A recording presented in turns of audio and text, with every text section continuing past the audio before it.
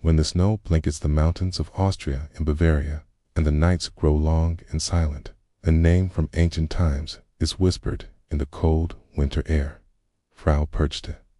She's not a jolly figure bringing gifts, but a spectral judge who emerges during the 12 days of Christmas. Akkad. Some know her as the Christmas witch. To others, she's the terrifying Belly-Slitter.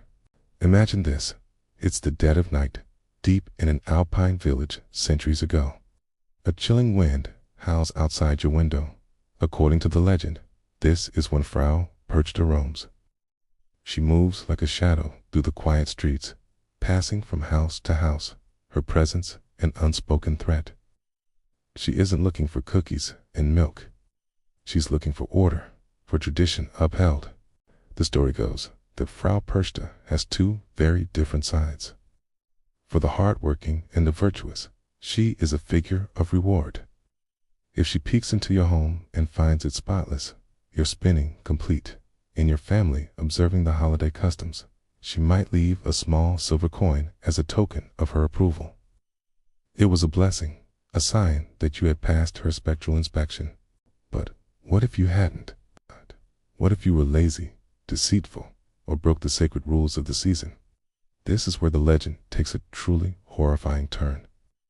For those who failed her test, the punishment was gruesome and unforgettable. Frau Perchta would slip into their homes as they slept, a silent, avenging spirit. If she found you had ignored your chores, or, worse, indulged in feasting on a day meant for fasting, her judgment was swift and brutal. With a long, sharp knife, she would slice open your belly. Then, she would stuff the gaping wound with straw, rocks, and whatever other trash she could find, before crudely sewing you back up. It's a chilling tale designed to ensure no one dared to step out of line. So where did such a terrifying figure come from? Her origins are actually much older than Christmas itself.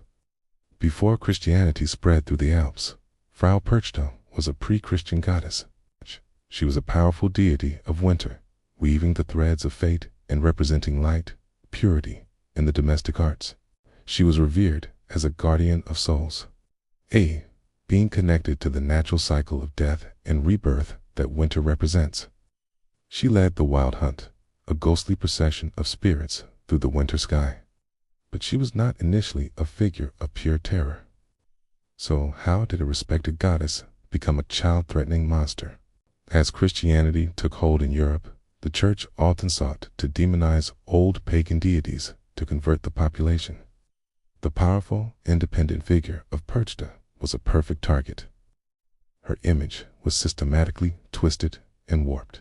Church leaders transformed her from a goddess of destiny into a demonic witch, a boogeyman used to enforce Christian traditions and social order.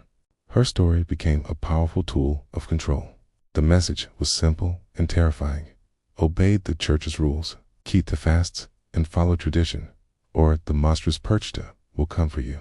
Her legend became a cautionary tale, whispered from one generation to the next, a perfect blend of old folklore and new religious dogma. Even today, in the remote Alpine valleys, the spirit of Frau Perchta is far from forgotten.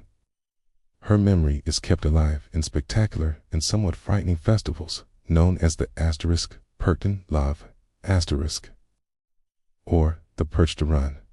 During the darkest nights of winter, the streets of these villages fill with noise and fire.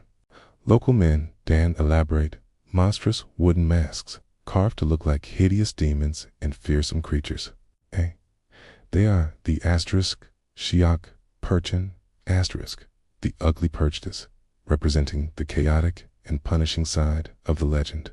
Dressed in shaggy furs and carrying large, clanging bells, they storm through the towns, their torches casting eerie shadows on the snow. The air fills with the cacophony of ringing bells and guttural shouts, a ritual designed to scare away the evil spirits of winter. It's a primal, chaotic scene, a direct link to the ancient fears that once gripped these communities. These parades aren't just for show. They are a living tradition, a reenactment of the ancient belief that powerful, unseen forces walk the earth during the winter solstice. The Perchten is a visceral reminder of a time when the world felt darker, more mysterious, and when mythical beings were believed to judge the living. The legend of Frau Perchta serves as a dark counterpoint to the cheerful festivities we associate with the holidays. She embodies the chilling reality that even during a season of light and joy, ancient shadows persist. She is the watcher in the dark, the enforcer of forgotten rules, and a terrifying reminder that for every St. Nicholas, there is a darker figure lurking just beyond the firelight, judging, waiting, and ready to punish. So, this holiday season, as you settle in for a cozy winter's night, perhaps you'll think of the old traditions and the tales born from the snow-covered peaks of the Alps, and maybe, just maybe, you'll make sure your house is tidy. You never know who might be watching.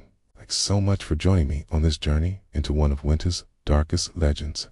If you enjoy exploring the hidden corners of folklore, don't forget to like this video and subscribe for more stories from the shadows. Stay curious, and we'll see you next time.